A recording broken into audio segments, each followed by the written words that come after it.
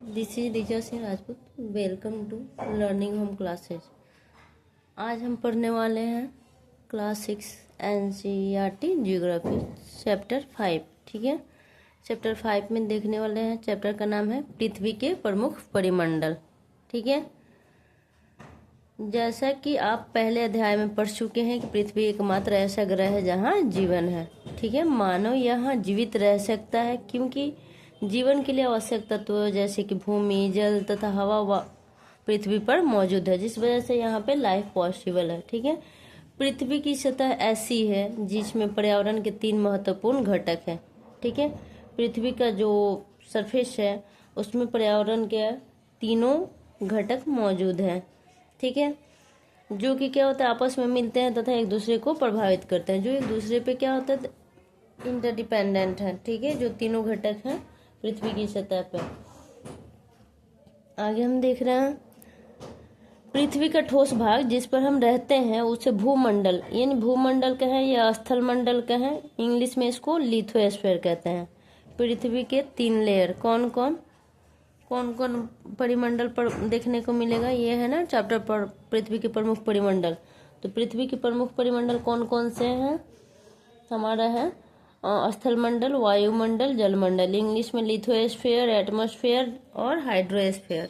Lithosphere land वाला part जो अपर crust है, पृथ्वी का लेयर जो जिसे हम क्रस्ट बोलते हैं, उसकी ऊपरी परत को हम लिथोस्फीयर कहते हैं। हिंदी में भूमंडल कहें या स्थल मंडल कहें। ठीक है, उसके बाद होता है एटमॉस्फेयर। एटमॉस्फेयर यानी वायुमंडल। The layer of air is called atmosphere, यानी वायु के परत को हम लोग क्या बोलते हैं, वायुमंडल। आगे हम आते हैं जलमंडल, इंग्लिश में इसे हाइड्रोस्फीयर कहते हैं। ठीक है, तो वाटर बॉडीज का जो भी पार्ट होगा उसे हम क्या बोलते हैं, जलमंडल, हाइड्रोस्फीयर इंग्लिश में। ठीक है, और ये तीनों चीजें जहाँ पे मिलती है, तीनों चीजों का मिक्सचर जो होगा वो है बायोस्फीयर यानी जैवमंडल। लिथोस्फीयर स्थल मंडल, एटमॉस्फेयर वायुमंडल हमारा, और हमारा क्या है हाइड्रोस्फीयर जलमंडल। ठीक है, और इस तीनों का मिक्सर जो होता है बायोस्फीयर यानी जैवमंडल। ठीक है, जहाँ पे जीव लिविंग बीइंग्स एग्जिस्ट करते हैं, जहाँ पे लाइफ इनकी पॉसिबल होती है, वही हमारा है जैवमंडल जिसमें जीव रह सकते हैं। तो आते हैं बारी बारी से हम लिथोस्फीयर, एटमॉस्फेयर, हाइड्रोस्फीयर को देखते हैं जो कि पृथ्वी के प्रमुख परिमंडल है। तो पृथ्वी का ठोस भाग जिस पर हम रहते हैं यानी solid part of the earth is called lithosphere, Hindi में उसे भूमंडल कहेंगे। ठीक है, पृथ्वी का वैसा ठोस भाग जिसमें हम रहते हैं उसे भूमंडल कहते हैं।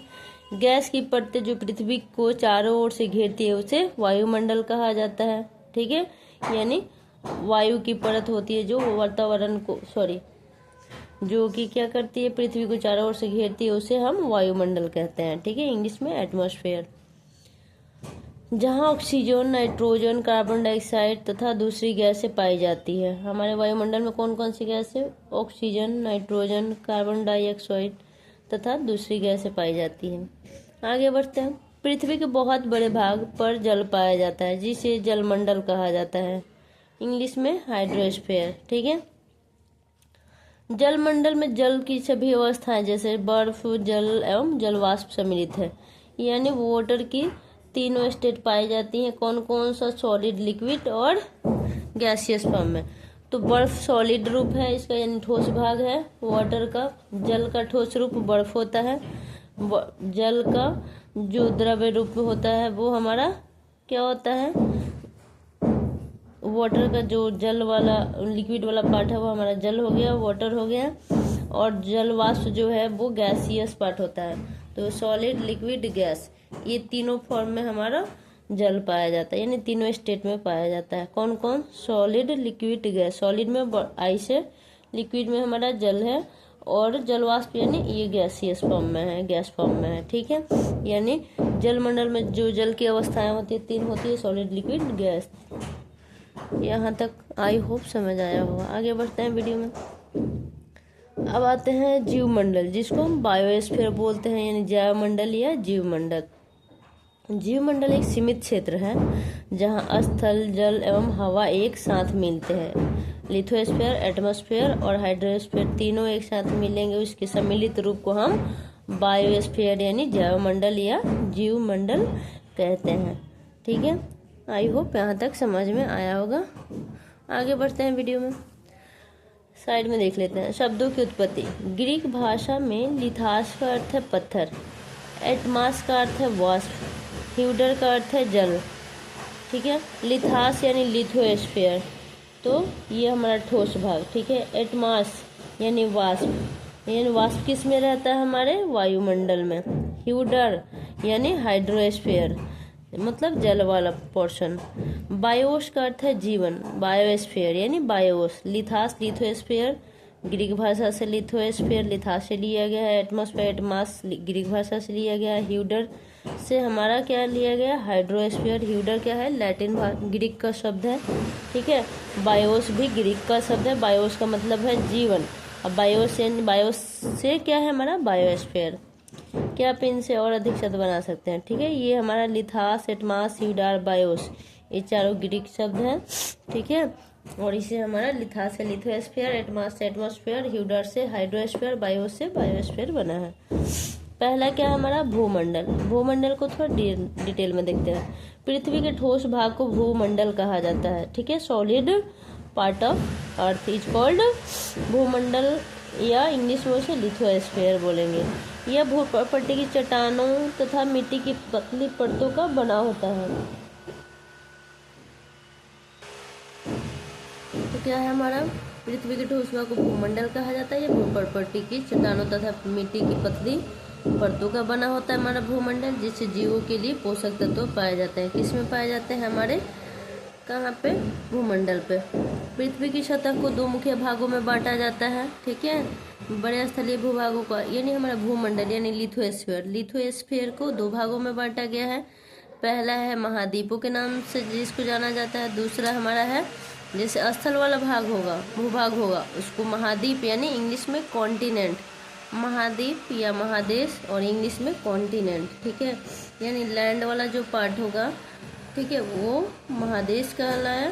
किसका पार्ट है? लिथोस्फीयर के दो पार्ट। कौन कौन? कॉन्टिनेंट और ओशन।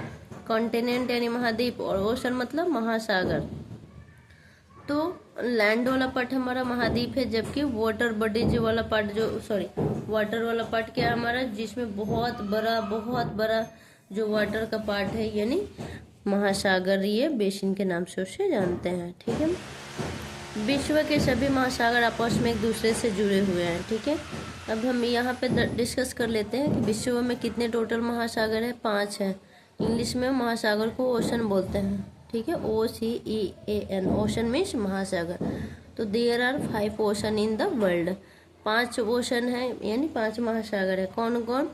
प्रशांत महासागर इसमें सबसे बड़ा है, इंग्लिश में इसको पैसिफिक ओशन बोलेंगे। इंडियन ओशन यानी ये हमारे देश इंडिया के नाम पे पड़ा है। हिंद महासागर।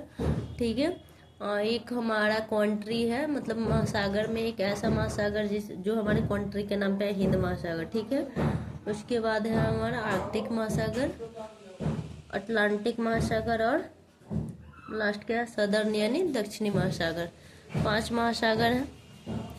ठीक है, तो कह रहा चित्र 5.1 में विश्व के मानचित्र को देखिए। इसके बाद वाला में हमारा दिखाया गया है मानचित्र में क्या सभी स्थलीय भूभाग एक दूसरे से आपस में जुड़े हुए हैं? समुद्री जल का तट सभी जगह समान होता है। समुद्री जल का तल जो है सभी जगह समान होता है। स्थल की ऊंचाई को समुद्र तल से नापा जाता है। किसे मापा जाता है?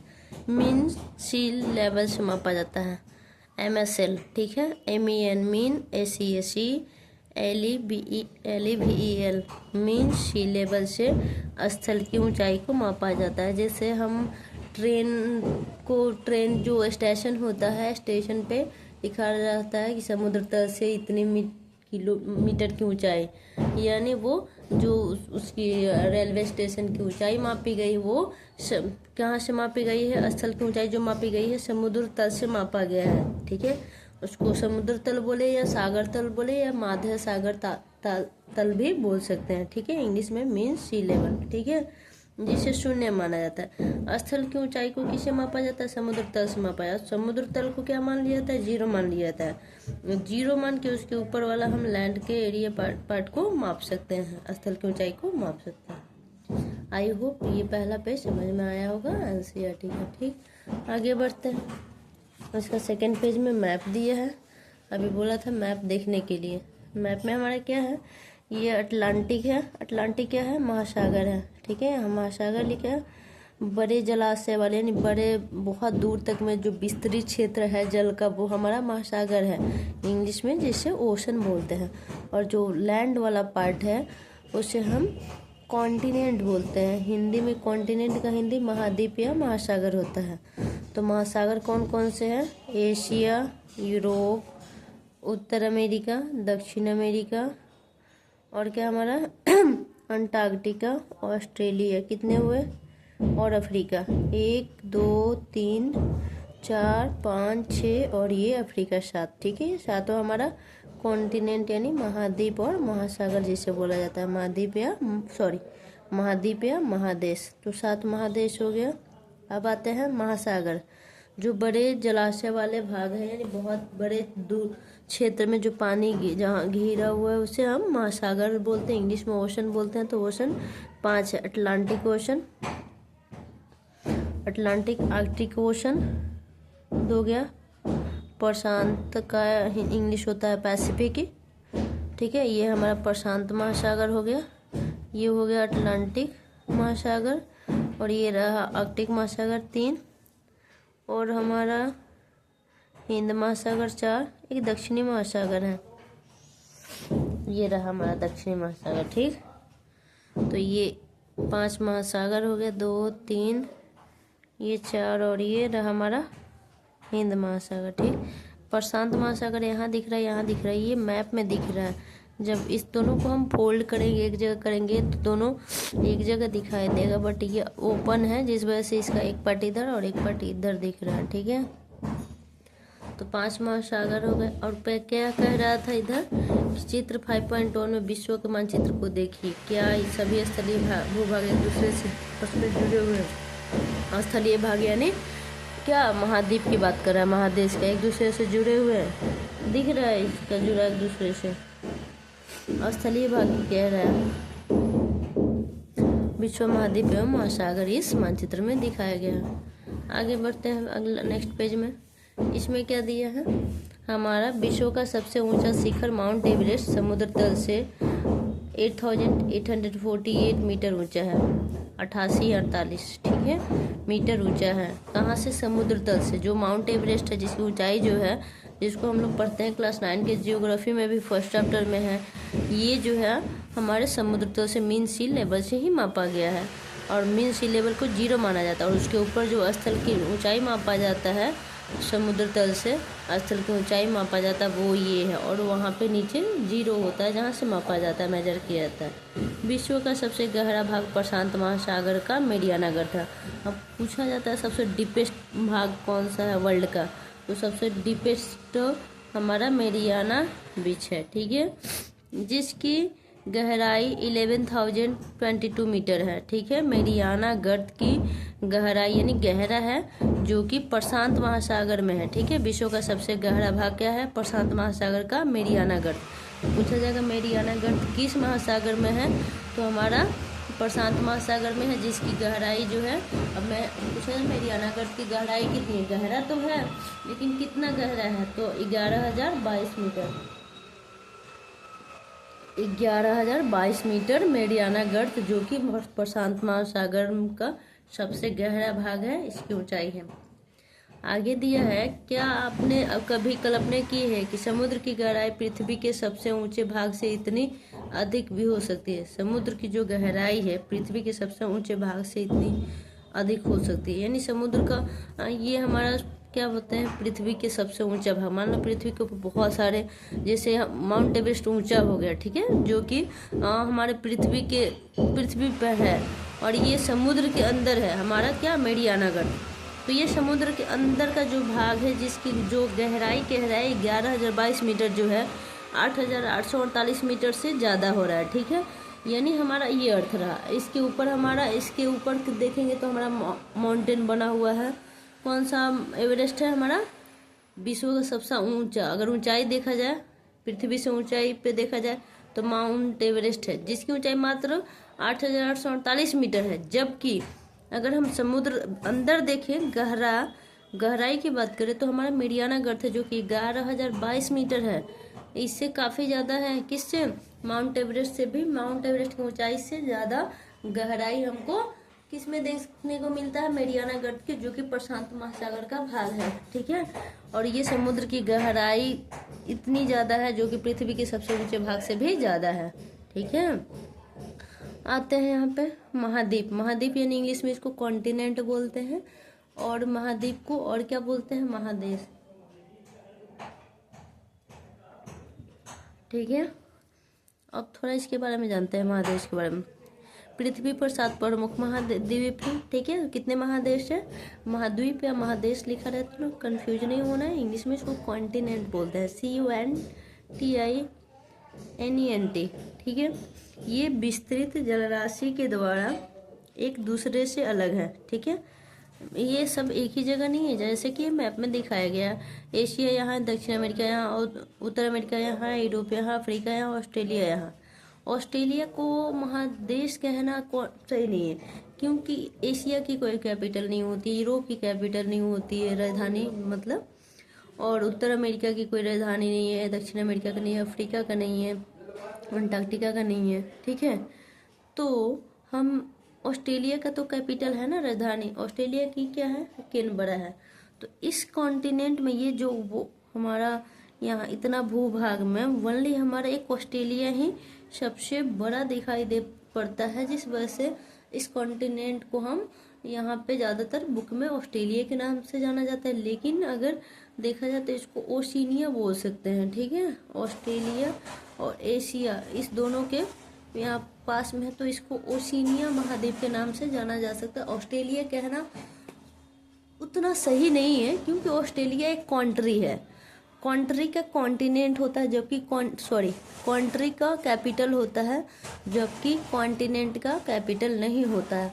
ऑस्ट्रेलिया की राजधानी कैनबरा है, जबकि इसमें इसके अलावा जो 6 दिख रहे हैं, एशिया, यूरोप, उत्तर अमेरिका, दक्षिण अमेरिका, अंटार्कटिका, अफ्रीका, ये सब का कोई कैपिटल नहीं है, कोई राजधानी नहीं है, जबकि इसकी राजधानी है।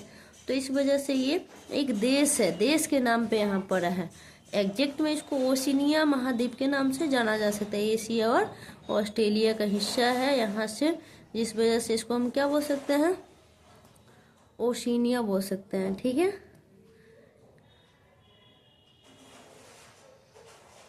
कहीं कहीं हमको यूरेशिया भी देखने को मिल रहा है, यूरोप और एशिया का हिस्सा से।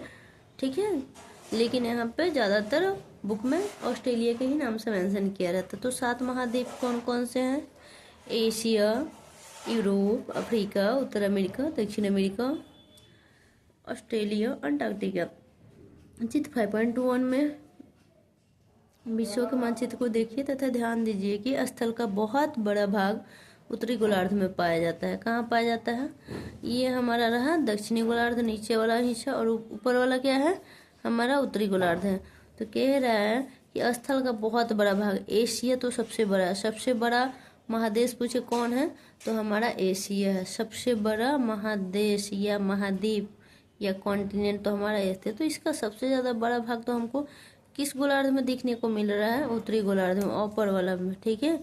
नीचे वाला में नहीं। तो ज़्यादातर लैंड वाला पार्ट, नीचे वाला में क्या है? ज़्यादातर पानी है। ठीक है। यानी वाटर है। और लैंड वाला पार्ट उत्तरी गोलार्ध में, नॉर्दर्न हेमिस्फीयर में देखने को मिलता है, लैंड वाला हिस्सा ज़्यादा।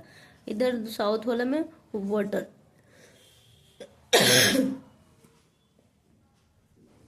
आगे बढ़ते हैं।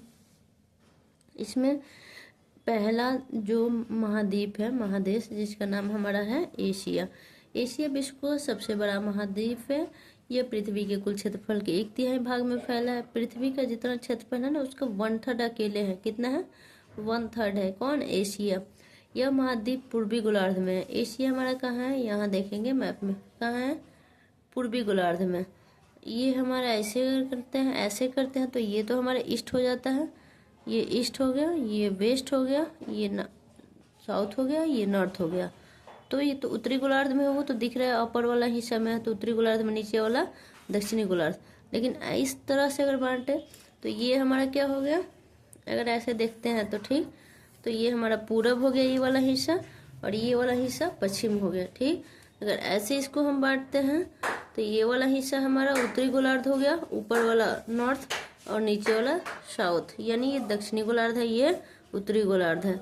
तो हम अगर एशिया का लोकेशन देखे, अवस्थिति देखे मैप में अपने, तो ये हमारा कहाँ है, कहाँ है, उत्तरी गोलार्ध में तो है, पूरब साइड में है। तो इसको हम किस में कह सकते हैं, जो हमारा ये महाद्वीप है पूर्वी गोलार्ध में है। कहाँ है, पूरा एग्जैक्ट देखे तो हमारा ईस्ट साइड में है। ठीक है, ये रहा हमारा एशिया। तो पूछा जाए एशिया किस गोलार्ध में है, उत्तरी गोलार्ध, पूर्वी गोलार्ध किस में, तो हमारा पूर्वी गोलार्ध में है, पूरब साइड में है। ठीक, आगे बढ़ते हैं वीडियो में। कर्क रेखा इस महाद्वीप से होकर गुजरती है। ठीक है, कर्क रेखा जो है हमारे किस महाद्वीप से, एशिया महाद्वीप से होकर गुजरती है। कौन सी रेखा, कर्क रेखा। ठीक है, जो कि कितना डिग्री पे है, यहाँ पे 23.5 डिग्री पे। तो यहाँ से कौन सी गुजरेगी, हमारी कर्क रेखा गुजरेगी। कहाँ से, हमारे एशिया से। ठीक है, आगे अब देखते हैं। कर्क रेखा इस महाद्वीप से होकर गुजरती है। एशिया के पश्चिम में यूराल पर्वत है। एशिया के वेस्ट में क्या है हमारा, ये एशिया पूर्वी गोलार्ध में, इसके पश्चिम साइड में क्या है, यूराल पर्वत है। क्या है, यूराल पर्वत। ये रहा हमारा यूराल पर्वत, मैप में यहाँ यूराल पर्वत है। और कर्क रेखा इस महाद्वीप से होकर गुजरती है। ठीक है, ये रहा हमारा कर्क रेखा, इस महाद्वीप से होकर गुजर रही है। ये सारा जो येलो, हल्का येलो में जो दिख रहा है पोर्शन, वो मैप में हमारा एशिया है, और यहाँ से हमारी कर्क रेखा गुजर रही है। यानी पूछा जाएगा इस कर्क रेखा जो है एशिया कॉन्टिनेंट से होकर गुजरती है कि नहीं, तो गुजरती है। और इसके पश्चिम में इसका लोकेशन यहाँ दिखा है, एशिया के वेस्ट साइड में यूराल पर्वत है। ठीक है, मैप से ज़्यादातर समझ में आएगा जो बातें लिखी गई है बुक में, जो इसे यूरोप से अलग करता है। ठीक है, जो यूराल पर्वत है पश्चिम में, ठीक है, ये क्या करता है, ये हमारा रहा यूरोप और ये रहा एशिया। तो यूराल पर्वत क्या करता है, इसको यूरोप से अलग करता है। किसको, ये यूराल पर्वत हो गया बीच में। ठीक है, और ये एशिया और ये यूरोप। तो यूराल पर्वत जो है एशिया को यूरोप से अलग करता है। किससे करता है, यूराल पर्वत जो है एशिया को यूरोप से अलग करता है, क्योंकि ये पश्चिम में है एशिया के यहाँ। ठीक है, मैप में आगे बढ़ते हैं।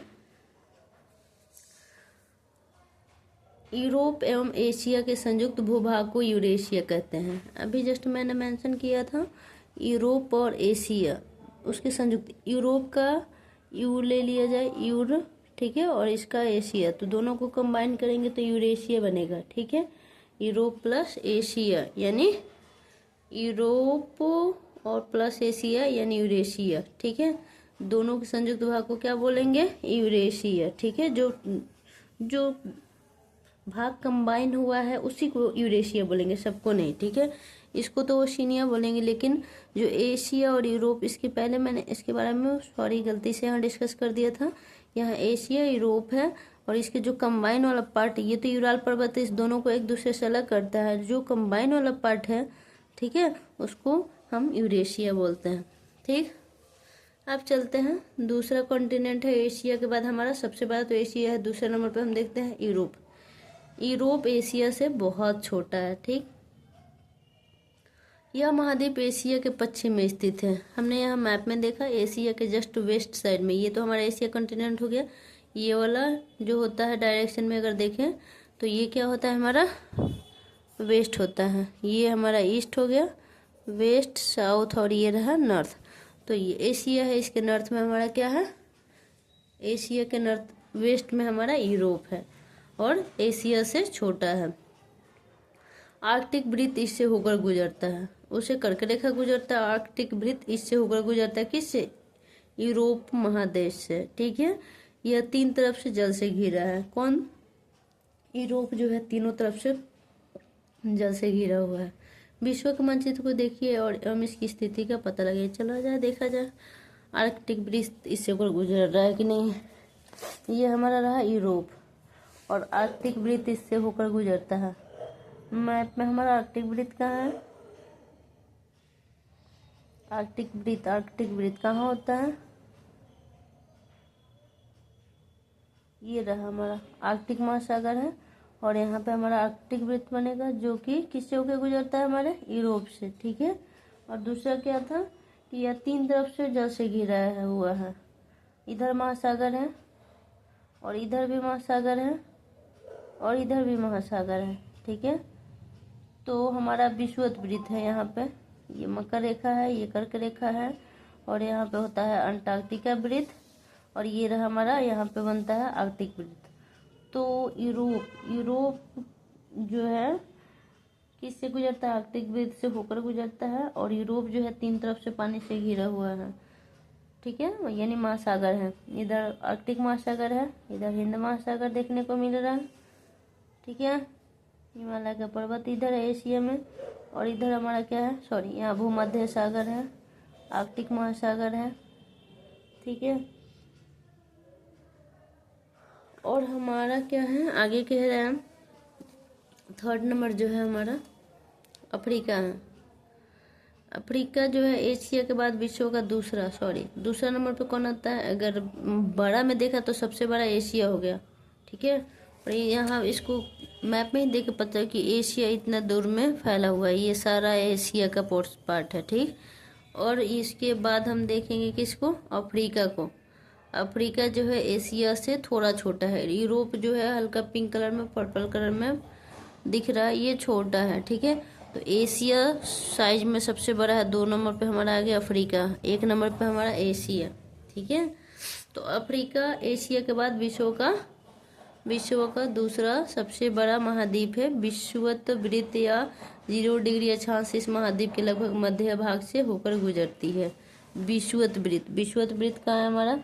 ये रहा, अफ्रीका के बीचों बीच से गुजर रही है, ये हमारा विषुवत वृत्त रहा, ठीक।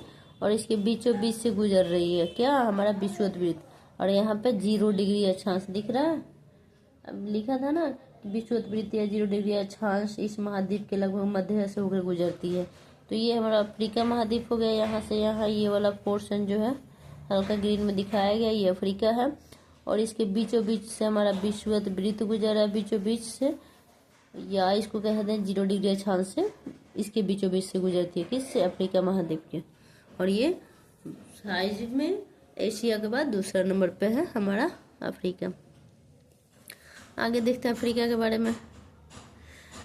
अफ्रीका का बहुत बड़ा भाग उत्तरी गोलार्ध में स्थित है। अफ्रीका का ज़्यादातर पार्ट, ये बीचों बीच से विषुवत रेखा खींचा गया है, तो ये नीचे वाला जो पार्ट है, ठीक है, वो थोड़ा है, और ऊपर वाला इतना है, ऊपर वाला जो है ये इतना है। तो उत्तरी गोलार्ध में अफ्रीका का ज़्यादा हिस्सा है, जबकि दक्षिणी गोलार्ध में मात्र इतना ही दिख रहा है, ठीक है।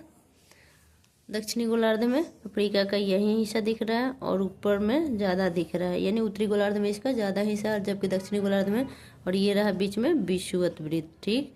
तो हम देख सकते हैं इसके अनुसार कि किसका पोर्शन, ये वाला पोर्शन ज़्यादा है अफ्रीका का जो हल्का ग्रीन में दिख रहा है, और ये वाला कम है, यानी उत्तरी गोलार्ध में इसका ज़्यादा भाग है, जबकि दक्षिणी गोलार्ध में कम है। और ये हमारा रहा अफ्रीका महाद्वीप, ठीक है।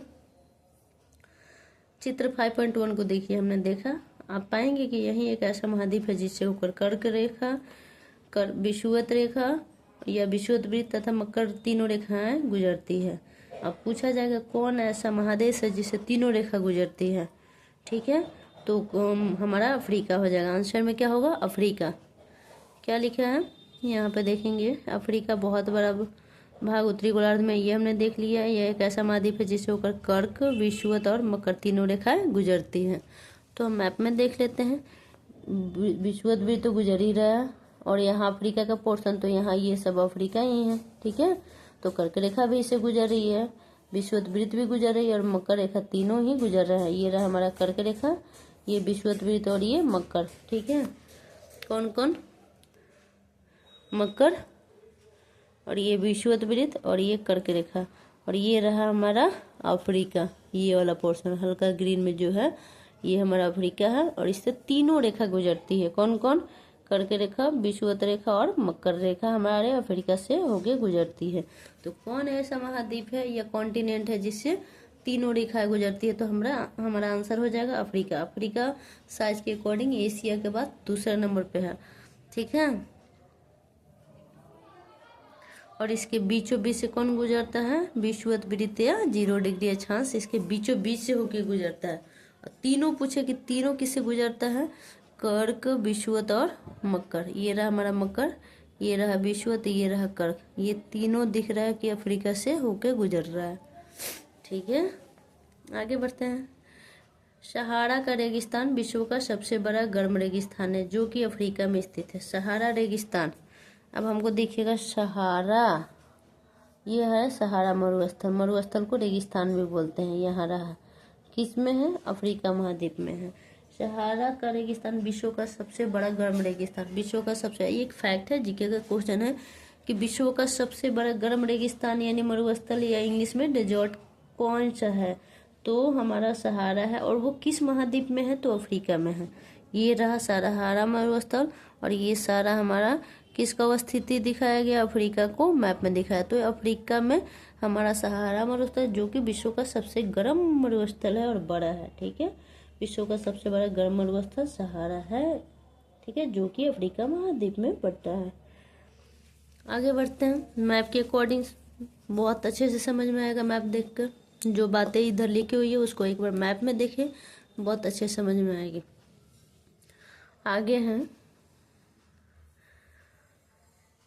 यह महाद्वीप चारों तरफ से समुद्रों एवं महासागरों से घिरा हुआ है। कहाँ से घिरा हुआ है? तो एक बार मैप में देखते हैं। ये रहा हमारा अफ्रीका, हिंद महासागर, इधर कौन सा महासागर है? अटलांटिक महासागर, चारों तरफ से कर रही है, भूमध्य सागर है। ठीक है, तो ये जो महासागर है चारों तरफ से किससे घिरा हुआ है? यह महाद्वीप चारों तरफ से समुद्रों एवं महासागरों। समुद्र में कौन समुद्र है?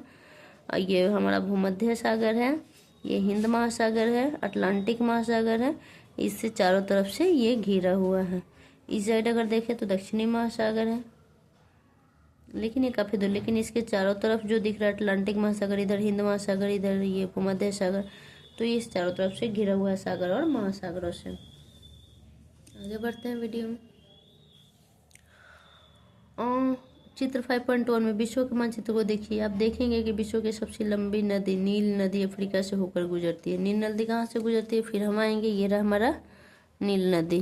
कहाँ है नील नदी? ये रहा, ये नील नदी रहा। ये हमारा सहारा मरुस्थल, ये कर्क रेखा, विषुवत वृत्त, मकर रेखा, जो तीनों इसी लाइन से होके गुजर रही है। किससे? अफ्रीका से। ठीक, और नील नदी भी अफ्रीका महाद्वीप में है। सहारा मरुस्थल जो विश्व का सबसे बड़ा गर्म मरुस्थल, ये भी अफ्रीका में। नील नदी जो है, नील नदी विश्व की सबसे लंबी नदी मानी जाती है, ये भी अफ्रीका से होके गुजरती है। ठीक है, अब अफ्रीका का मानचित्र देखिए तथा बताइए कि कर्क रेखा, मकर रेखा तथा विषुवत वृत्त इनके किन किन भागों से होकर गुजरती है। देखा जाए कर्क रेखा किन भाग से गुजरती है? कर्क रेखा जो है यहाँ से गुजरती है। ठीक है, कहाँ से? कर्क रेखा सहारा मरुस्थल के करीब से गुजरती है। विषुवत वृत्त जो है दक्षिण अफ्रीका के बीचों बीच से गुजरती है, या विषुवत वृत्त कहें या 0 डिग्री अक्षांश कहें, ये अफ्रीका के मध्य से गुजरती है। और तीसरा हमारा है मकर रेखा, और यहाँ पे हमारा कौन सा है? मकर रेखा जो है ये क्या है? डेकेंसबर्ग पर्वत है, यहाँ से गुजर रही है। ठीक है, किन किन भागों से गुजर रही है तो हमने मैप देखकर इसको बताया। आगे आते हैं उत्तर अमेरिका यानी नॉर्थ अमेरिका। ठीक है, ये चौथा महाद्वीप हो गया। एशिया, यूरोप, अफ्रीका, इसके बारे में हमने पढ़ा और इसके बारे में कई सारे वन लाइनर जीके का क्वेश्चन भी बना, कुछ फैक्ट भी मिला। पूछ सकते हैं कौन सा ऐसा महाद्वीप है जिसे तीनों गुजरती है? कर्क रेखा, विषुवत वृत्त और मकर रेखा, तो अफ्रीका महाद्वीप है। सहारा विश्व का सबसे बड़ा गर्म मरुस्थल किस कॉन्टिनेंट में यानी महादेश में है, महाद्वीप में है? तो अफ्रीका। विश्व की सबसे लंबी नदी किस में है? तो अफ्रीका में। ठीक है, आते हैं उत्तर अमेरिका। उत्तर अमेरिका विश्व का तीसरा नंबर पे अगर देखें, अच्छा हम मैप में ही देख लेंगे, सबसे बड़ा ये येलो वाला पोर्शन इतना दूर में है, तो इसका एरिया देख के बता देंगे कि ये सबसे बड़ा नंबर 1 पे। 2 नंबर पे हमारा हो गया अफ्रीका, इतना दूर में फैला हुआ है। थर्ड नंबर पे है उत्तर अमेरिका। उत्तर अमेरिका हमको दिख रहा है कहाँ से, ये जो येलो पिंक वाला पोर्शन है ये सारा हमारा क्या है, नॉर्थ अमेरिका है उत्तर। तो यानी साइज वाइज सबसे बड़ा एशिया हो गया, 2 नंबर पे हमारा अफ्रीका, थर्ड नंबर पे उत्तर अमेरिका। पहला हो गया एशिया, दूसरा नंबर पे अफ्रीका, थर्ड नंबर पे नॉर्थ अमेरिका यानी उत्तर अमेरिका, अमेरिका, ये अकॉर्डिंग टू साइज। ठीक है, तो तीसरे नंबर पे हो गया, ये दक्षिण अमेरिका से एक संकरे स्थल से जुड़ा है जिससे पनामा स्थल संधि कहा जाता है। क्या कह रहे हैं, दक्षिण अमेरिका में से, दक्षिण अमेरिका ये रहा, ठीक है, यहाँ ये जुड़ा हुआ है। ठीक है, और ये रॉकी पर्वत है, और ये कह रहा है कि ये दक्षिण अमेरिका से एक संकरे, हल्का सा पतला सा दिख रहा है, संकरे स्थल से जुड़ा हुआ जिसे पनामा स्थल संधि कहा जाता है। ठीक है, कह रहे हैं ये उत्तर अमेरिका और दक्षिण अमेरिका जिस संकरे स्थल से जुड़े हुए हैं उससे पनामा स्थल संधि कहा जाता है। क्या बोला जाता है, पनामा स्थल संधि। ठीक है, किसको बोला जाता है, ये जो उत्तर अमेरिका है, दक्षिण अमेरिका जो संकरे स्थल से जुड़े हैं उसे हम लोग पनामा स्थल संधि कहते हैं। ठीक है, आगे बढ़ते हैं, ये हमने देख लिया। ठीक है, पनामा स्थल संधि कहते हैं। ठीक है, आगे बढ़ते हैं, कहा जाता है, आगे देखते हैं, यह महाद्वीप पूरी तरह से उत्तरी एवं पश्चिमी गोलार्ध में स्थित है। फिर इसको हम देखते हैं कहाँ है, पूर्वी में तो है ही, ठीक है, और किधर है, पश्चिम में है, सॉरी उत्तरी और उत्तरी गोलार्ध में है, यहाँ से हमारा विषुववृत्त खींचा गया। ठीक, और इसके ऊपर में हम देखेंगे तो ये उत्तरी गोलार्ध हो गया और नीचे वाला पोर्शन दक्षिणी गोलार्ध, और यहाँ से ये रहा उत्तरी गोलार्ध। अब उत्तरी गोलार्ध में तो है, बट यहाँ से देखेंगे ये हमारा ईस्ट हो गया, ये वेस्ट हो गया, तो हमारा दक्षिण अमेरिका, जैसे एशिया के बारे में पूछा जाए इसका लोकेशन तो ये बताएंगे, इसका स्थिति जो होगा पूरब में होगा, जबकि हमारा उत्तरी अमेरिका होगा यानी नॉर्थ अमेरिका है वो उत्तरी गोलार्ध में तो है, ये तो फैक्ट है, लेकिन ये वेस्ट में है। ठीक है, एशिया हमारा ईस्ट में है। हो गया क्लियर, मैप में हमने देखा। आगे हैं क्या है, यह महाद्वीप पूरी तरह से उत्तरी एवं पश्चिमी गोलार्ध में स्थित है। यह महाद्वीप 3 महासागरों से घिरा है। क्या आप इन महासागरों के नाम बता सकते हैं, देखा जाए कौन कौन महाद्वीप से घिरा हुआ है। ये उत्तरी अमेरिका किससे घिरा हुआ है, 3 महासागरों से घिरा हुआ है। तो ये उत्तरी अमेरिका हो गया। 3 महासागर कौन कौन है, इधर से हमारा दिख रहा है अटलांटिक महासागर, इधर से आर्कटिक महासागर, इधर से प्रशांत महासागर। तो 3 तरफ से महासागर से हमारा उत्तरी अमेरिका घिरा हुआ है, जबकि इसके बारे में था चारों तरफ से सागर और महासागर दोनों से गुजरा हुआ है। इधर से भूमध्य सागर था, हिंद महासागर था, अटलांटिक महासागर था, तो सागर और महासागर से घिरा हुआ था, जबकि ये तीनों तरफ से, एक तरफ से आर्कटिक महासागर है यहाँ पे, और यहाँ पे अटलांटिक महासागर है, और यहाँ से हमारा प्रशांत महासागर है। ये तीनों तरफ से महासागर से घिरा हुआ है। ठीक, हमने इसको मैप में भी देखा, हम इसके नाम भी बता दिए मैप देख के। आगे बढ़ते हैं, दक्षिण अमेरिका ये 5वां नंबर, टोटल 7 कॉन्टिनेंट है जिसमें से हम 5वां पढ़ने वाले हैं। साइज वाइज अगर देखें तो फर्स्ट नंबर पे एशिया था, 2 नंबर पे हमारा अफ्रीका था, थर्ड नंबर पे दक्षिण नॉर्थ अमेरिका।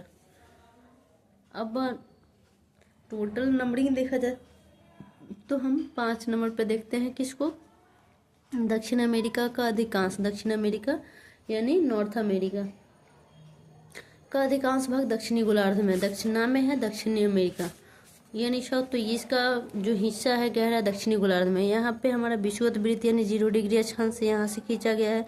हम पेंसिल को यहाँ रख देते हैं, इसका थोड़ा सा मात्र पार्ट है, जस्ट ऊपर देखेंगे ये येलो वाला पोर्शन, हल्का सा पार्ट उत्तरी गोलार्ध में, जबकि ज़्यादातर जो दक्षिण अमेरिका के ज़्यादातर यहाँ ये बीचों बीचों लाइन है। ठीक ठीक, और यहाँ से टोटल पोर्शन जो है ये हमारा दक्षिणी गोलार्ध में है, और थोड़ा सा मात्र थोड़ा सा है उत्तरी गोलार्ध में ये वाला, और बाकी ज़्यादातर पोर्शन ये सारा हमारा दक्षिण अमेरिका रहा, इसका ज़्यादातर पोर्शन हमारा दक्षिणी गोलार्ध में है। ठीक, आगे क्या कर रहा है, इसके पूर्व एवं पश्चिम में कौन से 2 महासागर स्थित है। ठीक है, देख लेते हैं इसको भी। विश्व की सबसे लंबी पर्वत श्रृंखला एंडीज इसके उत्तर से दक्षिण की ओर फैली है। ये भी दो बातें अभी देखना है। दक्षिण अमेरिका में विश्व की सबसे बड़ी नदी अमेजन बहती है। तीन बातें कह दी है। कौन कौन था? विश्व की सबसे लंबी पर्वत, इसके पूर्व एवं पश्चिम में कौन से दो महासागर है? तो पहले इस क्वेश्चन का आंसर ढूंढा जाए। इसके पूर्व और पश्चिम में, इसके पूरब में है हमारा अटलांटिक महासागर, और पश्चिम में क्या है? यहाँ से देखेंगे, पश्चिम में प्रशांत महासागर और पूरब में हमारा है अटलांटिक महासागर। इसके पूरब में क्या है? अटलांटिक महासागर। इधर है हमारा प्रशांत महासागर इसके पश्चिम में, और इधर पूरब में। इसका आंसर मिल गया दक्षिणी अमेरिका के पूरब और पश्चिम में। दूसरा क्या कह रहा था? विश्व की सबसे लंबी पर्वत श्रृंखला एंडीज इसके उत्तर से दक्षिण की ओर फैला है। अब विश्व की सबसे लंबी पर्वत श्रृंखला एंडीज देखा जाए कि इसके उत्तर से दक्षिण की ओर फैला हुआ है कि नहीं। एंडीज कहाँ है? ये रहा एंडीज पर्वत, ठीक है। और कहाँ से कहाँ फैला हुआ है? उत्तर से दक्षिण। ये तो हमारा दक्षिण अमेरिका रहा, और इसके उत्तर से लेके और दक्षिण तक फैला हुआ है। ये जो रेड लाइन दिख रहा है ये रहा, ये जो रेड लाइन से दिखाया गया ये एंडीज पर्वत है। तो उत्तर से लेके दक्षिण तक फैला हुआ है, ठीक है। क्या फैला हुआ है हमारा? विश्व की सबसे लंबी पर्वत श्रृंखला कौन सी है? एंडीज है, जो कि इसके उत्तर से दक्षिण की ओर फैली हुई है। ये वाला रेड लाइन जो दिख रहा है, ठीक है, ये उत्तर से दक्षिण की तरफ फैला हुआ है, जो विश्व की सबसे लंबी पर्वत श्रृंखला है, जो कि दक्षिण अमेरिका महादेश में पाया जाता है। इसके बाद क्या था? दक्षिण अमेरिका में विश्व की सबसे बड़ी नदी अमेजन बहती है। इतने सारे फैक्ट हो गए। एशिया से फैक्ट, अफ्रीका से फैक्ट, दक्षिण उत्तर अमेरिका से फैक्ट और दक्षिण अमेरिका से। अब दक्षिण अमेरिका में विश्व की सबसे बड़ी नदी अमेजन नदी। विश्व की सबसे लंबी नदी पूछे तो नील नदी था, और नील नदी अफ्रीका में थी, ठीक है। कहाँ थी? नील नदी अफ्रीका में थी। जबकि अमेजन नदी कह रहा है विश्व की सबसे बड़ी। लंबी पूछे तो नील, और बड़ी पूछे तो अमेजन। अमेजन नदी दक्षिण अमेरिका महाद्वीप में। कहाँ है? दक्षिण अमेरिका महाद्वीप में है। क्या लिखा है? दक्षिण अमेरिका में विश्व की सबसे बड़ी नदी अमेजन बहती है। दक्षिण अमेरिका में कौन सी नदी बहती है? सबसे बड़ी विश्व की सबसे बड़ी नदी अमेजन नदी, जो कि दक्षिण अमेरिका में बहती है। अब विश्व की सबसे लंबी नदी पूछे किस कॉन्टिनेंट में बहती है, किस महाद्वीप या महादेश में बहती है, तो नील नदी है, जो कि अफ्रीका में बहती है। सबसे लंबी और सबसे बड़ी, ठीक, ध्यान रखना है, कंफ्यूज नहीं होना। ये नील नदी कह रहा है ये सबसे लंबी है, जबकि ये सबसे बड़ी है। ये उत्तर अमेरिका में, दक्षिण अमेरिका कॉन्टिनेंट में बहती है, जबकि ये अफ्रीका में बहती है। इसमें हमारा क्या है?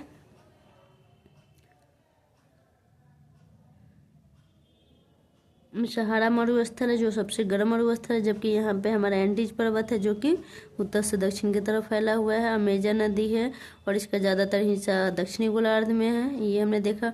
और इसका जो थोड़ा सा संकरा भाग, जो संकरा स्थल वाला भाग जो जुड़े हुए एक दूसरे से, जिसको पनामा स्थल संधि कहा जाता है, ये हमने देखा दक्षिण अमेरिका के बारे में फैक्ट। आगे बढ़ते हैं। छठा नंबर पे ऑस्ट्रेलिया विश्व का सबसे छोटा महाद्वीप है। सबसे छोटा देखे तो, सबसे बड़ा तो एशिया, सबसे छोटा तो ऑस्ट्रेलिया, जो कि पूरी तरह से दक्षिणी गोलार्ध में स्थित है। इसका जो ऑस्ट्रेलिया है, ये यहाँ से हमारा भूमध्य वृत्त या विषुवत वृत्त यहाँ पे खींचा गया है, ठीक। ये रहा हमारा विषुवत वृत्त।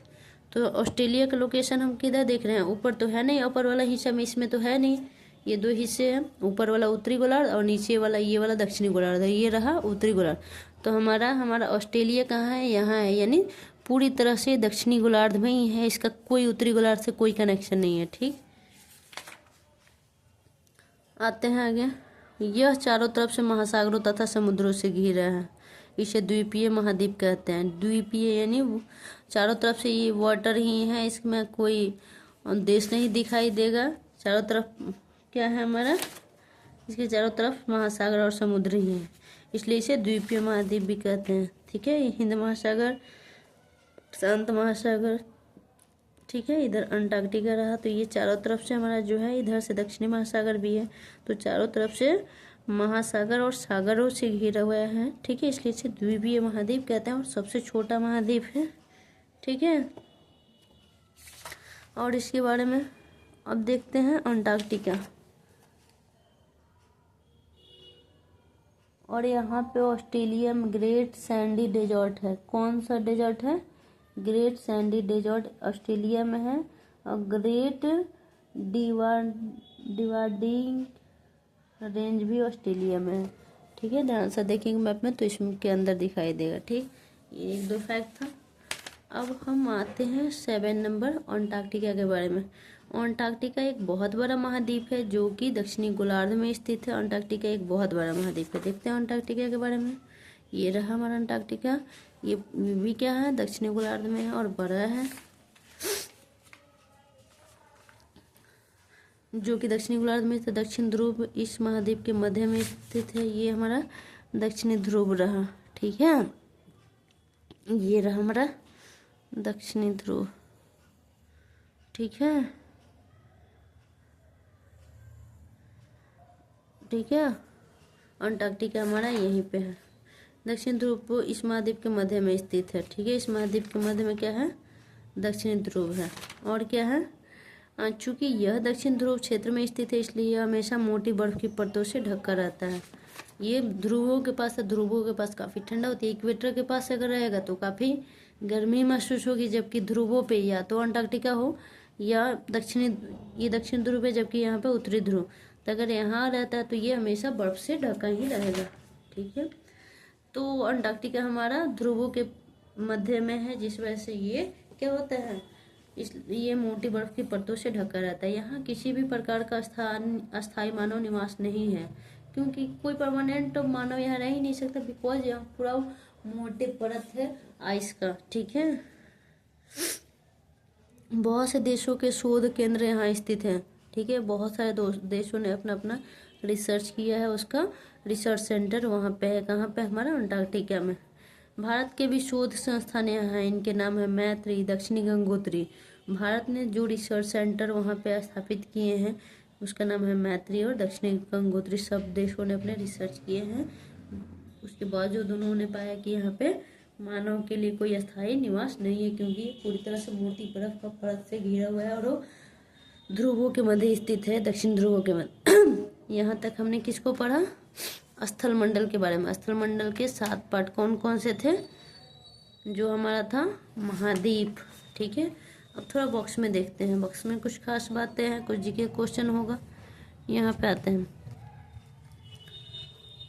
क्या आप जानते हैं न्यूजीलैंड के एडमंड हिलेरी तथा भारत के तेंजिंग नोर्गे शेरपा। न्यूजीलैंड के कौन है, एडमंड हिलेरी। एडमंड हिलेरी कहाँ के हैं, न्यूजीलैंड के। और भारत के कौन है, तेंजिंग नोर्गे शेरपा, ठीक है। तेंजिंग नोर्गे शेरपा भारतीय है, जबकि न्यूजीलैंड के एडमंड हिलेरी 2 व्यक्ति हैं जिन्होंने 29 मई 1953 को पृथ्वी के सबसे ऊंचे शिखर माउंट एवरेस्ट पर चढ़ने वाले पहले व्यक्ति थे। अब पूछा जाएगा कि पृथ्वी की सबसे ऊंचे शिखर माउंट एवरेस्ट है और उसकी ऊंचाई कितनी है, 88 मीटर, ठीक है। 8848 मीटर इसकी ऊंचाई है और ये सबसे पहले व्यक्ति बने माउंट एवरेस्ट पर चढ़ाई करने वाले हैं, न्यूजीलैंड के एडमंड हिलेरी। जबकि भारत के तेंजिंग नोर्गे शेरपा कब चढ़ा था लोग, 29 मई 1953, 29 मई 1953 को, ठीक है। ये जीके से रिलेटेड क्वेश्चन है, इसको भी ध्यान में रखना है। अब आगे बढ़ते हैं। जापान की जुंको तोबेई विश्व की पहली महिला थी, विश्व की बात कर रहा है, जिसने 16 मई 1975 को एवरेस्ट पर कदम रखा। कहाँ रखा, एवरेस्ट पर कदम रखा 1975 में, ठीक है। 16 मई 1975, 16 मई 1975 को एवरेस्ट पर कदम रखा। कौन थी, जापान की जुंको ताबेई, ठीक है। ये पहली महिला थी, महिला की बात किया जाए। यहाँ पे लोग गया था लो, लेकिन ये पुरुष था लो, लेकिन महिला में अगर पूछा जाए तो जुंको, क्या नाम है, जुंको तोबेई। कहाँ की थी, जापान की। इन्होंने रिकॉर्ड तोड़ा पहली महिला का, जिन्होंने 16 मई 1975 को एवरेस्ट पर पहला कदम रखा। उसके बाद आया बछेंद्री पाल, ये भारत की महिला जिसने 23 मई, वो 16 मई, ये 23 मई, ये 1975, ये 1984। कब, 23 मई 1984 को एवरेस्ट पर अपना कदम। भारत से पूछा जाए पहली महिला कौन थी एवरेस्ट पर चढ़ाई करने वाली, तो बछेंद्री पाल। कब चढ़ी, तो 23 मई 1984 को अपना कदम रखा है। लेकिन विश्व की सबसे प्रथम महिला कौन थी जिन्होंने एवरेस्ट पर चढ़ाई की, तो वह है जापान की जुंको तोबेई, जो कि 16 मई 1975 को अपना कदम रखा एवरेस्ट पे। ये जीके से रिलेटेड 4-5 क्वेश्चन इसके अंदर मिनिमम है। यहाँ थोड़ा वो देख लेते हैं, स्थल संधि क्या होता है।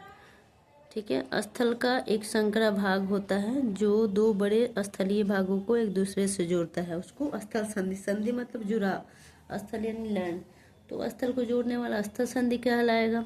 ठीक, ये उत्तर अमेरिका हुआ, ये दक्षिण अमेरिका। जो कि अभी यहाँ पे था ना कि उत्तर अमेरिका और दक्षिण अमेरिका को जिस स्थल भाग से जोड़ा जाता है, यहाँ पे था ना उत्तर अमेरिका के एक संकरे स्थल से जुड़ा है जिसे पनामा स्थल संधि कहते हैं, तो इसी को यहाँ पे दर्शाया गया। ये उत्तर अमेरिका हुआ, ये दक्षिण अमेरिका हुआ, और यहाँ पे जो संकरा से एक पतला सा जुड़ाव है दोनों के बीच में, ये स्थल संधि हुआ जिसको पनामा स्थल संधि कहा गया था। ये तो दो स्थलों के जुड़े हुए भाग संकरा मतलब स्थल का एक संकरा भाग, एकदम पतला सा भाग दिख रहा है, ज़्यादा चौड़ा नहीं है, पतला है, तो इसको स्थल संधि कह दिया। जो दो बड़े स्थलीय भागों को एक दूसरे से जोड़ता है, ये एक स्थल भाग हुआ, ये हुआ, इसको एक दूसरे से जोड़ रहा है, तो ये स्थल संधि हुआ। और जल के दो भाग को जोड़ने वाले जल संधि कहलाएंगे। देख लेते हैं।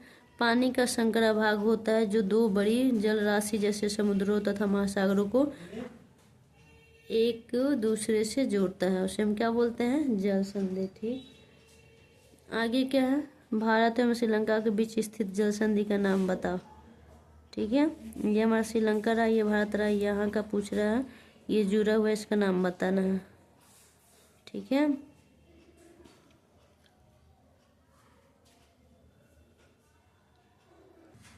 तो भारत और श्रीलंका से जुड़े हुए जो जल संधि है यहाँ पे, ये हमारा भारत रहा, ये श्रीलंका रहा पिंक कलर में, और यहाँ पे जो जल संधि बन रही है इसका नाम है पाक जल संधि। ठीक, और यहाँ पे जो स्थल संधि है उसको पनामा स्थल संधि कहते हैं। उत्तर अमेरिका और दक्षिण अमेरिका को जिस स्थल से संकरा स्थल जोड़ है उसको पनामा स्थल संधि, और यहाँ पे पाक जल संधि। पाक और पनामा याद रखना है, स्थल संधि और जल संधि में क्या अंतर है, ये दो बातें क्लियर हुई। अब आते हैं हम जलमंडल। ठीक, जलमंडल ये अलवन जल है, दो अलवन यानी बिना साल्ट का, और साल्टी वाला पार्ट कितना है 97.5 महासागर में जल अवेलेबल है, जिसमें से ये टोटल जो कलर दिखाया गया है, ठीक है, 97.5 और 2.5 जोड़ने पे 100% होता है। हर 100% में 2.5 जो है अलवन यानी बिना साल्ट वाला पार्ट। ठीक है, जलमंडल हो गया। पृथ्वी को नीला ग्रह कहा जाता है। पृथ्वी का 71% 71% भाग जल तथा 29% भाग पे ही स्थल है, इसलिए इसको नीला ग्रह कहते हैं। जलमंडल में जल के सभी रूप उपस्थित होते हैं, नाम ही है जल तो जल का ही रूप होगा। इसमें महासागर एवं नदियाँ, झीलें, हिम नदियाँ, भूमिगत यानी ग्राउंड वाटर तथा वायुमंडल की जल वाष्प यानी जो वाटर वेपर के रूप में है एटमॉस्फेयर में, वो सारे चीज़ इसमें इंक्लूडेड है। कौन कौन, जो महासागर में जल है, नदी में है, झील में है, सागर में है, हमारा जो हिम नद पे है, ठीक है, ग्राउंड वाटर है, एटमॉस्फेयर में जो वेपर के रूप में है, वो सारे हमारे इसमें मौजूद होंगे, जलमंडल के अंतर्गत आएंगे। पृथ्वी पर पाए जाने वाले जल का 97% से अधिक भाग महासागरों में पाया जाता है, जैसे कि यहाँ पे दर्शाया गया है। 97.5% जो वाटर होता है महासागर में अवेलेबल रहता है, और वह इतना अधिक खड़ा होता है कि मानव के उपयोग में नहीं आ सकता। शेष जल का बहुत बड़ा भाग बर्फ की परतों एवं हिम नदियों तथा भूमिगत जल के में पाया जाता है। 97 यानी 97.5% तो महासागर ही कवर कर रखा है। जो 2.5% बचा उसमें भी और क्या क्या है, कह रहा है कि हिमनद है, भूमिगत जल है, ये सब के फॉर्म में पाया जाता है। बाकी वाला जो है जल का बहुत कम भाग अलवन जल के रूप में पाया जाता है। अलवन जल यानी 2.5% है जो कि अलवन जल के रूप में है। ठीक है, और 97.5 जो है जो महासागर में पाया जाता है वो क्या है, हमारा लवणीय है, खारा है, जो कि हम यूज में नहीं ला सकते हैं। जल का बहुत कम भाग अलवन जल के रूप में पाया जाता है जो मनुष्य के इस्तेमाल में आता है। यही कारण है कि नीले ग्रह में रहने के बावजूद में भी हम लोग में क्या है, पानी की कमी महसूस करते हैं, क्योंकि सारे 97 यानी 97.5% भाग तो महासागरों में ही है, तो फिर भी हमको कमी होगा क्योंकि वो हमारे यूज के लायक नहीं है। हम उसको अपने काम में यूज नहीं कर सकते, पी नहीं सकते, खाना नहीं बना सकते उसका। तो जल वाला पार्ट हमारा कौन कौन आ जाएगा, स्थल मंडल में हमने महाद्वीप और महादेश जिसको इंग्लिश में कॉन्टिनेंट कहते हैं उसको पढ़ा। अब हम आते हैं महासागर। महासागर जलमंडल के मुख्य भाग हैं। ठीक है, जलमंडल का मुख्य भाग स्थलमंडल का महाद्वीप, जबकि जलमंडल का मुख्य भाग महासागर। ये आपस में एक दूसरे से जुड़े हुए हैं। महासागरीय जल हमेशा गतिशील रहता है। गतिशील यानी महासागर का जो पानी होता है वो बहते रहता है, इसमें तरंगे आती है, ज्वार भाटा आता है, महासागरीय धाराएं होती। महासागरीय जल की 3 मुख्य गतियां हैं। कौन कौन?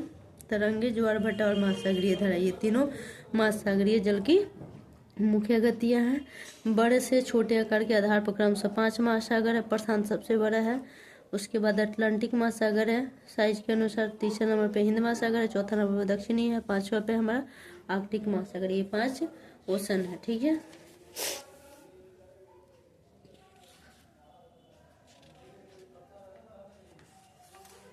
ये हमारा साइज के अनुसार कॉन्टिनेंट का दिया है, ठीक है। इससे रिलेटेड यहाँ पे कुछ क्वेश्चन भी है, इसको हम बाद में देखेंगे।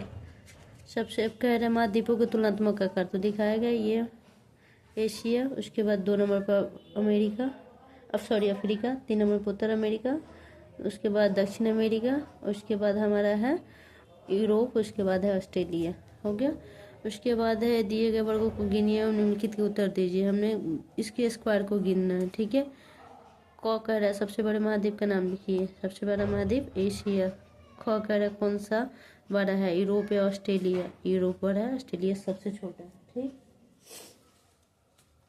इसको हमने देख लिया। आगे बढ़ते हैं कि 5 महासागर कौन कौन है, ये भी हमने देख लिया। पहला है इसमें प्रशांत महासागर, सबसे बड़ा महासागर है। यह पृथ्वी के 1/3 भाग पर फैला है, ठीक है। पृथ्वी का जैसे कह रहा था जो हमारा एशिया महाद्वीप है पृथ्वी का 1/3 भाग पे है, उसी तरह प्रशांत महासागर है पृथ्वी के 1/3 भाग पे फैला हुआ। पृथ्वी का सबसे गहरा भाग मेरियाना गढ़ प्रशांत महासागर में है और एशिया महाद्वीप में, सॉरी कहाँ पे है? सबसे बड़ा क्या कह रहा था कि जो हमारा विश्व का सबसे गहरा भाग प्रशांत महासागर मेरियाना गर्त है, ठीक है। विश्व का सबसे गहरा भाग जो है वो कहाँ है? प्रशांत महासागर में ही है, ठीक है, जिसका नाम है मेरियाना गर्त, ठीक है। पृथ्वी का सबसे गहरा भाग मेरियाना गर्त प्रशांत महासागर में ही स्थित है। प्रशांत महासागर लगभग वृत्ताकार है। कैसा है? वृत्ताकार है।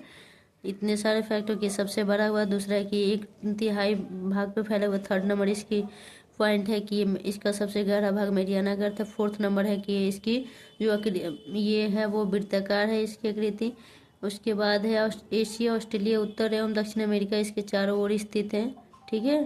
प्रशांत महासागर के चारों ओर कौन कौन है? एशिया, ऑस्ट्रेलिया, उत्तर अमेरिका, दक्षिण अमेरिका, ठीक है।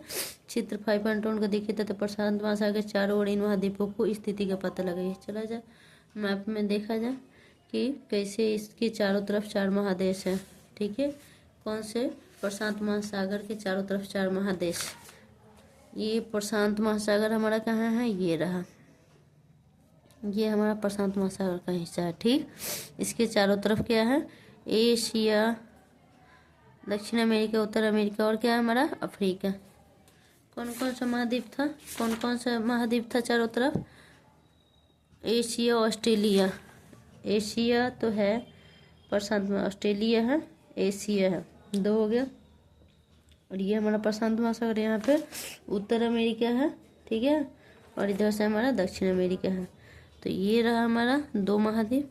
इधर हमारा प्रशांत महासागर का हिस्सा यहाँ भी है, जो कि अगर एक जगह करें तो एक जगह आएगा, लेकिन यहाँ पे मैप में इस साइड इसका दिखाया गया। तो ये 2 और ये 2 चारों महाद्वीप किसके आसपास में है? चारों तो प्रशांत महासागर के। अब आते हैं दूसरा अटलांटिक महासागर, ठीक है। अटलांटिक ओशन विश्व का दूसरा सबसे बड़ा महासागर है। पहला प्रशांत, दूसरा अटलांटिक। यह अंग्रेजी भाषा में एस अक्षर के आकार है। ये वृत्ताकार है जबकि एस अक्षर के आकार का है। इसके पश्चिमी किनारे पर उत्तर एवं दक्षिण अमेरिका है तथा पूर्वी किनारे पर यूरोप एवं अफ्रीका है। ये ध्यान में रखना है कि जो हमारा अटलांटिक महासागर है इसके पश्चिमी किनारे पे उत्तर और दक्षिणी अमेरिका है। देख लिया जाए अटलांटिक महासागर, ये रहा हमारा अटलांटिक महासागर। इसके पश्चिमी कह रहा है, पश्चिम और कहाँ पे? अटलांटिक महासागर के पश्चिम किनारे पे क्या है? उत्तर एवं दक्षिण अमेरिका है। दिख रहा है? उत्तर एवं दक्षिण अमेरिका इसके पश्चिमी किनारे पे है, ठीक है। जबकि कह रहा है किनारे पे यूरोप और पूर्वी किनारे पे यूरोप, अफ्रीका। ये रहा अटलांटिक, इसके पश्चिम साइड में हमारा ये दो रहा, कौन कौन, उत्तर और दक्षिण अमेरिका। और पूर्वी किनारे पे कौन कौन है, पूर्वी किनारे पे हमारा यूरोप और अफ्रीका, यूरोप और अफ्रीका इसके पूरब साइड में है, इस साइड है, और ये पश्चिम साइड में ये और ये है, और पूरब साइड में ये और ये है। ठीक है। अटलांटिक महासागर की तटरेखा बहुत अधिक दंतुरित है। यह अनियमित एवं दंतुरित तटरेखा प्राकृतिक पोताश्रयों एवं पतनों के लिए आदर्श स्थिति है। कौन, अटलांटिक महासागर। व्यापार की दृष्टि से यह सबसे व्यस्त महासागर है। अब चलते हैं थर्ड नंबर, हिंद महासागर की एक ऐसा महासागर है जिसका नाम किसी देश के नाम पे है, यानी भारत के नाम पर रखा गया है। यह महासागर लगभग त्रिभुजाकार है। प्रशांत महासागर वृत्ताकार है। अटलांटिक महासागर इस अक्षर के आकार का है। हिंद महासागर त्रिभुजाकार है। ध्यान रखना है, ये त्रिभुजाकार है, ये इस अक्षर के है, और ये वृत्ताकार है। ये तीनों चीज ध्यान रखना है। इसके उत्तर में एशिया, पश्चिम में अफ्रीका। ठीक है। हिंद महासागर देखा जाए, हिंद महासागर कहाँ है, हिंद महासागर ये रहा। अब हिंद महासागर के कह रहे उत्तर में एशिया, हिंद महासागर के उत्तर में एशिया, ऊपर में एशिया दिख रहा है, पश्चिम में अफ्रीका। इसके पश्चिम में क्या है, यहाँ पे उत्तर में एशिया दिखा, पश्चिम में अफ्रीका दिखा, और क्या लिखा है, पूर्व में ऑस्ट्रेलिया, और पूरब में क्या है, ऑस्ट्रेलिया है। ये ध्यान देना है, ये तीन महादेश है। उत्तर में एशिया है, पश्चिम में अफ्रीका है, और इधर हम देखिए पूरब में ऑस्ट्रेलिया है। चौथा है हमारा दक्षिणी महासागर। अंटार्कटिका महाद्वीप को चारों ओर से घेरता है। दक्षिणी महासागर किसको घेरता है, अंटार्कटिका को, यहाँ पे है, चारों तरफ से घेरता है किसको, अंटार्कटिका महाद्वीप को। यह अंटार्कटिका महाद्वीप के से उत्तर की ओर 60 डिग्री दक्षिणी अक्षांश तक फैला हुआ है। यह अंटार्कटिका महाद्वीप से 60 डिग्री, यहाँ पे 60 डिग्री दिख रहा है, 60 डिग्री उत्तरी अक्षांश तक फैला हुआ है। ये दक्षिणी महासागर है, अंटार्कटिका महाद्वीप के 60 डिग्री। ठीक है। अंटार्कटिका महाद्वीप से उत्तर की ओर, ये अंटार्कटिका महाद्वीप, इसके उत्तर देखेंगे, और यहाँ से 60 डिग्री दक्षिणी अक्षांश तक फैला हुआ है। ठीक है। 60 डिग्री दक्षिणी अक्षांश हमने देखा। ठीक, आगे आते हैं, लास्ट है हमारा आर्कटिक महासागर। उत्तर ध्रुव वृत्त में स्थित है। कहाँ है आर्कटिक महासागर, कहाँ है, उत्तर ध्रुव वृत्त। ये रहा हमारा आर्कटिक महासागर, ये कहाँ है, उत्तर ध्रुव वृत्त में, और ये हमारा दक्षिण ध्रुव में अंटार्कटिका है। और आर्कटिक महासागर कहाँ है, दक्षिणी महासागर तो इसके उत्तर में है, लेकिन ये उत्तर ध्रुव वृत्त में हमारा आर्कटिक महासागर, आर्कटिक ओशन। ठीक है। आगे क्या कह रहे हैं, तथा यह उत्तर ध्रुव के चारों ओर फैला हुआ है। हमने देखा भी मैप में, यह प्रशांत महासागर से छिछले जल वाले एक संकरे भाग से जुड़ा है, जिसे बेरिंग जल संधि के नाम से जाना जाता है। देखा जाए प्रशांत महासागर से, प्रशांत महासागर ये रहा हमारा, ये, और प्रशांत महासागर से छिछले जल वाला पार्ट से, जिसको हम लोग क्या बोलते हैं, बेरिंग जल संधि। क्या बोलते हैं, बेरिंग जल संधि। ठीक है। क्या बोलते हैं, बेरिंग जल संधि। यह उत्तर अमेरिका के उत्तरी तटों तथा यूरेशिया से घिरा हुआ है। उत्तरी अमेरिका के उत्तरी तट, उत्तरी अमेरिका के उत्तरी तट, ये रहा उत्तरी तट। ठीक है। तथा यूरेशिया से घिरा, यूरेशिया यानी यूरोप और एशिया से घिरा हुआ है। कौन, ये इधर इसके उत्तरी तट। ठीक है। इस उत्तर अमेरिका के उत्तरी तट, और यूरेशिया यानी यूरोप और एशिया का जो कंबाइन लैंड होगा वो यूरेशिया का लगा, इससे घिरा हुआ है हमारा आर्कटिक महासागर। आई होप महासागर और महाद्वीप अच्छे से समझ में आया होगा। वीडियो में आगे बढ़ते हैं। ठीक है। ये हमारा है तंतुरित तटरेखा, ये है बेलफास्ट, ये है डबलिन। अब ये बहिर्मंडल, आयन मंडल, मध्य मंडल, समताप मंडल, क्षोभ मंडल, ये वायुमंडल के विभिन्न परत हैं। और पृथ्वी के प्रमुख में पूछे, पृथ्वी के प्रमुख परिमंडल कौन कौन है, तो हमारा स्थल मंडल यानी भूमंडल, वायुमंडल और जलमंडल, और इस तीनों को कॉम्बिनेशन से हमारा जैवमंडल यानी जीवमंडल। और वायुमंडल की अगर परत देखा जाए तो बहिर्मंडल, आयन मंडल, मध्य मंडल, समताप मंडल, क्षोभ मंडल। अब हम वायुमंडल का अलग से एटमॉस्फेयर के बारे में पढ़ रहे हैं। ठीक है। तो हमारी पृथ्वी चारों ओर से गैस की एक परत से घिरी हुई है, ठीक है, मतलब layer of air is called atmosphere, जिसे वायुमंडल कहा जाता है। हमने देखा ना अभी जस्ट पहले, ये भूमंडल, भूमंडल, भूमंडल, वायुमंडल, जलमंडल, जिसमें वायुमंडल का एक अलग से, वायुमंडल का टॉपिक अलग से है। ये तो पृथ्वी के प्रमुख परिमंडल थे, भूमंडल, वायुमंडल, जलमंडल, जैवमंडल। लेकिन इसके अलावा इस तीनों का कॉम्बिनेशन बायोस्फीयर यानी जीवमंडल था। तो हम यहाँ पे एक अलग से किसके बारे में पढ़ने जा रहे हैं, जलमंडल। अच्छा, स्थल मंडल वाला पार्ट क्या था हमारा, स्थल मंडल को भी हमने डिटेल में पढ़ा। भूमि मंडल जिसको बोलते हैं, उसका सारा हिस्सा हमने कॉन्टिनेंट यानी महाद्वीप से समझा। जल मंडल यानी हाइड्रोस्फीयर का हिस्सा हमने किसे समझा, ओशन से समझा। 5 ओशन पढ़ा, 5 ओशन था जलमंडल हाइड्रोस्फीयर के अंतर्गत। लिथोस्फीयर के अंतर्गत हमने यानी भूमि मंडल जिसको स्थल मंडल भी कहते हैं, लिथोस्फीयर इंग्लिश में बोलते हैं, उसके हमने 7 पार्ट देखे। कौन कौन, 7 महाद्वीप देखा मैंने। और आगे हम बढ़ते हैं अब वायुमंडल, एटमॉस्फेयर 3 ही था ना पृथ्वी के प्रमुख परिमंडल, ठीक है। तो अब एटमॉस्फेयर का होगा। लिथोस्फीयर का हमने पार्ट देखा महाद्वीप, जलमंडल का पार्ट देखा महासागर। अब हम वायुमंडल के पार्ट देखने जा रहे हैं, ठीक। अब है वायु की यह पतली परत इस ग्रह का महत्वपूर्ण एवं अटूट भाग है, ठीक है। वायु का पतला सा परत जो कि क्या है, वायुमंडल का एक अटूट भाग है। यह हमें ऐसी वायु प्रदान करती है जिससे हम लोग सांस लेते हैं, ठीक है। वायुमंडल से ही ये हमको वायु प्रदान करते हैं जिसमें हम लोग सांस लेते हैं। यह वायुमंडल हम लोगों को सूर्य की कुछ हानिकारक किरणों से बचाता है। कौन सा, जो हमारा एटमॉस्फेयर है। वायुमंडल 1600 किलोमीटर की ऊंचाई तक फैला हुआ है, ठीक है। कहाँ तक, 1600 किलोमीटर की। वायुमंडल को उसके घटकों, तापमान तथा अन्य के आधार पर 5 परतों में बांटा गया है। किसके आधार पे, उसके घटक, तापमान और अन्य के आधार पर 5 भागों में, परतों में बांटा गया है। पहला है, इन परतों को पृथ्वी की सतह से शुरू करते हुए क्षोभ मंडल, पृथ्वी की सतह से स्टार्ट किया जाए, ठीक है। ये हमारा अर्थ हुआ, इसकी सतह से सबसे पहला कौन है हमारा, क्षोभ मंडल, ठीक है। यहाँ पे कौन सा क्या उड़ रहा है, वायुयान दिख रहा है, क्षोभ मंडल।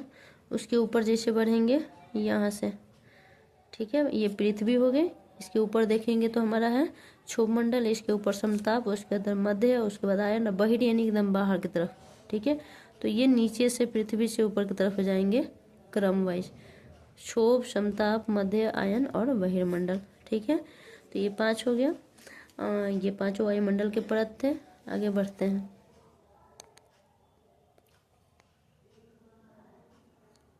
वायुमंडल मुख्यतः ऑक्सीजन एवं नाइट्रोजन का बना है जो कि साफ तथा शुष्क हवा का 99% भाग है, ठीक है। वायुमंडल ऑक्सीजन और नाइट्रोजन का बना है, साफ तथा शुष्क यानी सूखा हुआ हवा का 99% भाग है।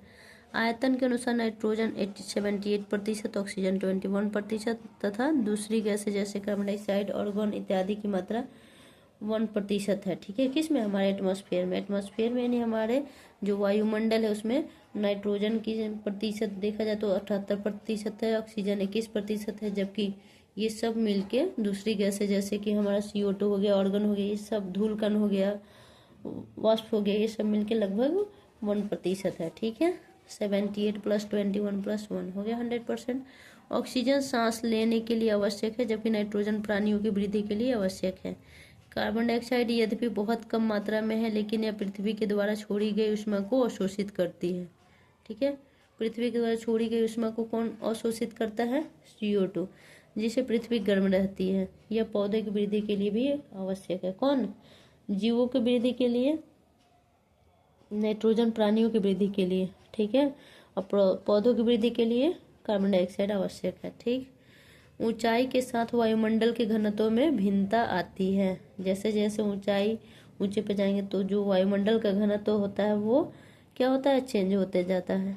यह घनत्व समुद्री तल पर सबसे अधिक होता है, क्या है, सी लेवल पे बहुत ज़्यादा होता है इसका डेंसिटी वायुमंडल का।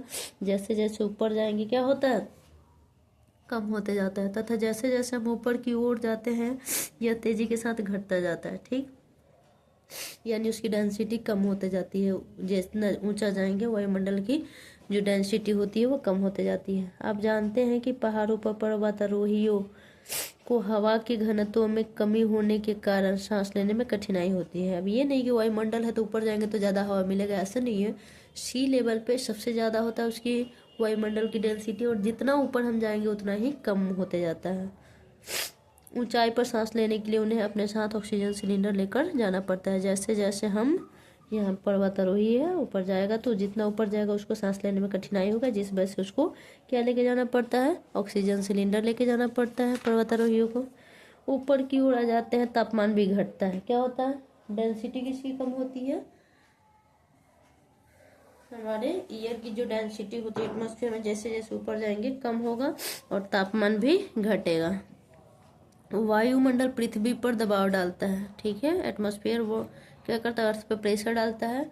यह एक स्थान से दूसरे स्थान पर अलग अलग होता है, सभी जगह सेम नहीं होता है। कुछ क्षेत्रों में हमें अधिक दाब महसूस होता है जबकि कुछ क्षेत्रों में कम। वायु उच्च दाब से निम्न दाब की ओर बहती है। उच्च दाब से जो वायु होता है, हाई प्रेशर उसको दिया जाएगा तो किधर की तरफ जाएगा, लो प्रेशर की तरफ बहती है। गतिशील वायु को पवन कहा जाता है। Moving wind is called, moving air is called wind. Wind यानी पवन, एयर यानी जो हम महसूस कर रहे हैं, ठीक है, जो एयर है बट हाँ हवा चल रही है तो जो बह रही है, मतलब जो लग रहा है कि हाँ हम हवा चल रही है, वो हमारा ओनली एयर हो गया, ठीक है। और जो गतिशील वायु को हम लोग क्या बोलते हैं, विंड बोलते हैं। एयर और विंड में डिफरेंस है। एयर यानी वायु जिसको हवा भी बोलते हैं, और विंड यानी पवन।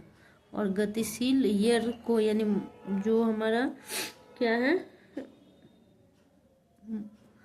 जो गति में वायु है, जो लग रहा है कि हाँ हवा थोड़ा उससे एयर से भी, एयर है वो तो एग्जिस्ट है करता है, हम लोग उसको बिना देखे छुए सांस ले रहे हैं, ये है कि हाँ एयर है।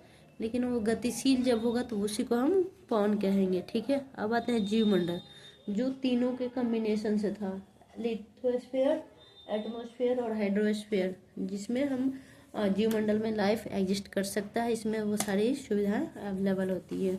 तो जीवमंडल में आते हैं, जीवमंडल स्थल, जल तथा हवा के बीच का एक सीमित भाग है, ठीक है। इस तीनों का सीमित भाग है, लिथोस्फीयर, हाइड्रोस्फीयर और एटमॉस्फेयर के बीच का एक सीमित भाग है हमारा कौन सा, जीवमंडल।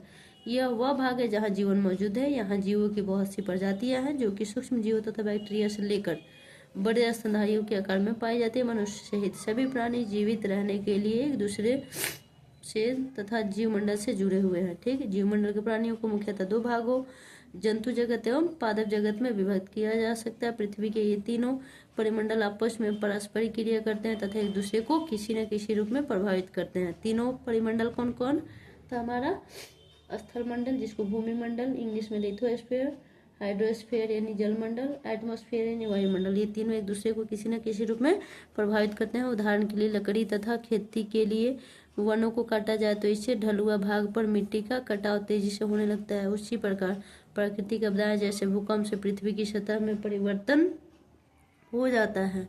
हाल ही में सुनामी के कारण अंडमान एवं निकोबार द्वीप समूहों का कुछ भाग पानी में डूब गया। ये एक दूसरे को प्रभावित करते हैं, ठीक है। झीलों तथा नदियों में दूषित पदार्थों के प्रवाहित होने से उनका जल मानव के इस्तेमाल के लायक नहीं रह जाता है, ठीक है।